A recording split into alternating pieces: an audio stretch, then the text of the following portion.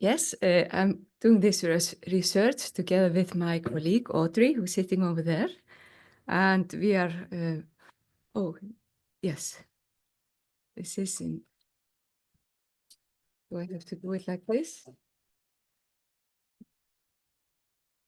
Okay. Oh, it's okay. No, it's not changed. Okay, yeah, just use the up and down button, page up, page down. Yeah, okay. Yeah, and we are not alone in this. We are a group of scientists from University of Akureyri, two universities in UK, Nottingham Trent University and Loughborough University, and different scientists. And this is founded by the Arctic Office, the UK Arctic Office, isn't that correct? So this is a project between Iceland and UK. So we decided to look into the problem in Iceland that we have for lack of sewage treatment. But this has been a concern in Iceland for the recent years. And our study is Eyjafjörður, which is the fjord where Akureyri is situated by. And here in Akureyri, we have only a primary treatment, or not even a primary treatment, just a screening of the sewage before it goes into the fjord. And on this photo, for example, you can see the sewage outlet, and you can see the bird life that is thriving over there. But in Akureyri, we also have an increase in tourism during the summer especially, and also increase in the population. Historically, we have made some research on this, or not only we, but also the utility company that runs the sewage treatment plant. And we have seen some problems rising up regarding colibacteria and microplastic in the sediments.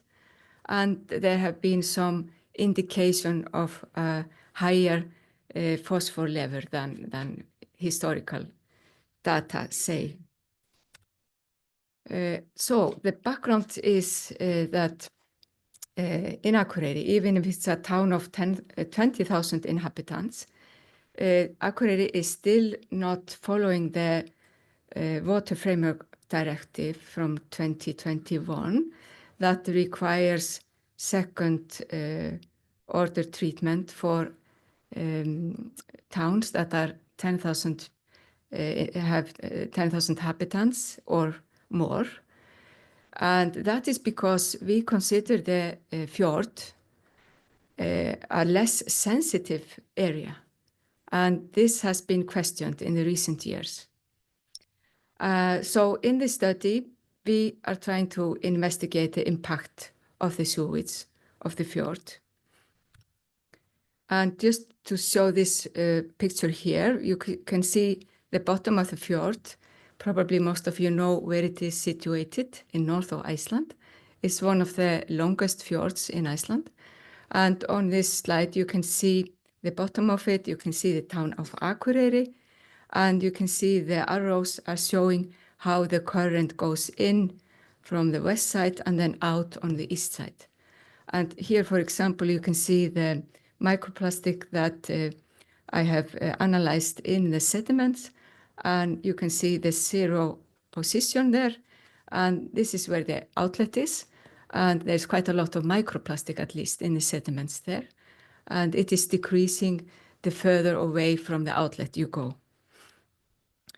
So this is practically the same area that we studied in this project. So yes, we want to have more detailed data than was existing before. And we are focusing on heavy metals and nutrients like NOx and phosphor and dissolved oxygen saturation. So we took samples. This is also a picture of the fjord. You can see the town of Akureyri, and most of the sampling sites are close to the shore by the town. 14 sampling sites. And yes, and we wanted also to make a comparison between the data that we got to a historical data that are from 1993 and 2017, and even younger data. So we went on a sampling tour the 10th of May in 2024. And here you can see the results of the analysis of the nutrients. You can see that upper two are phosphate analysis, and this is in deep and on surface. And there is less in the surface because there we have also quite some water from the rivers and some different kind of sea.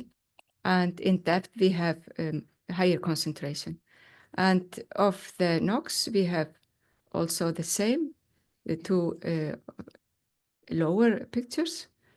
And we see that the concentration of nitrates and nitrates is higher than the phosphate.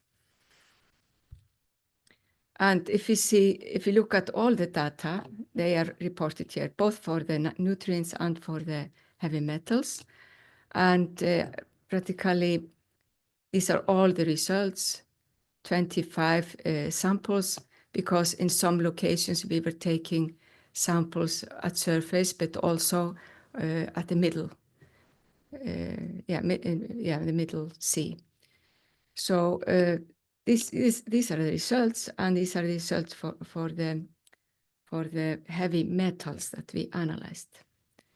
But if we look at the results, then we don't see any statistical relationship between the nutrients and the distance from the outlet. So it seems to be a good mixing, and we know that also because we know there are quite strong currents, as you could see on the picture before. We see we see high levels of nutrients only in specific sites, but not a trend if we look at the distance from the sewage outlet. But what we noticed is that the general concentration of NOx and phosphate is a bit compared to the older results that we have. If you compare it to also a reference value that was published by the Hafró, which is the Marine Institute of Iceland, that these levels, what we should compare it to would be that the NOx should be 13.3 micromole and the phosphate should be 0.88 micromole. So for the NOx in our study, they resulted a little bit lower than this reference value, and the phosphates a little bit higher. So that is maybe the main findings in this.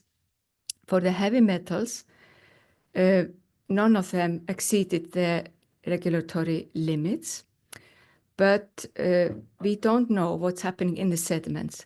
And that is exactly what we are going to, the next step of our research is to take samples, and we already took the samples even of the sediments. So we took also samples of the wastewater effluent and measured quite a high level of iron in the effluent. And this could increase a risk of a certain type of bacteria, cyanobacteria, that could also enhance harmful algal blooms. Another finding was that zinc content was rather high, and copper as well, but these metals are used for the anti-fouling paints, and we know that there is quite a lot of ship traffic in the fjord.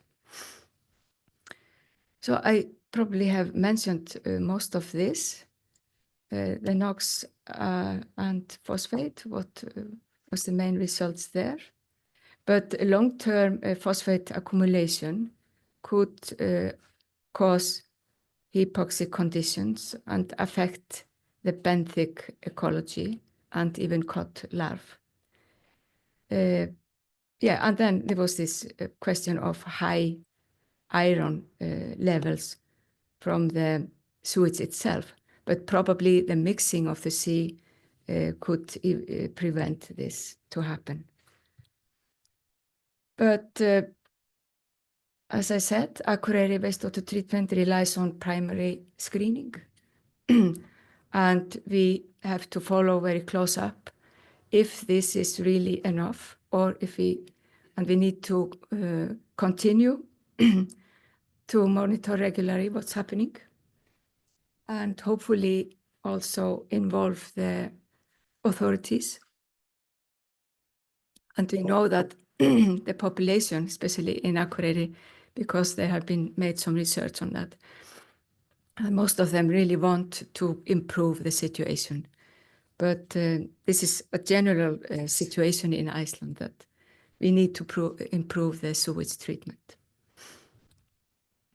So, as I said, the next step would be assess the nutrients on a long-term basis, and maybe in the future also nutrient isotope work to robustly differentiate the natural or geothermal sources from the wastewater, especially for the phosphate. And also, we took these samples in May. This is maybe not representative, because we know that there are big seasonal changes, especially in the nutrients, and we know that the levels of nutrients are often much higher in the winter before the seas start to stratify because of the heat in the summer. And then we would also be interested in assess more of the trace elements and include the priority substances like lead, cadmium, nickel, and mercury, and to see how this is behaving in the sediments. And that is maybe our next results will show that. So, thank you.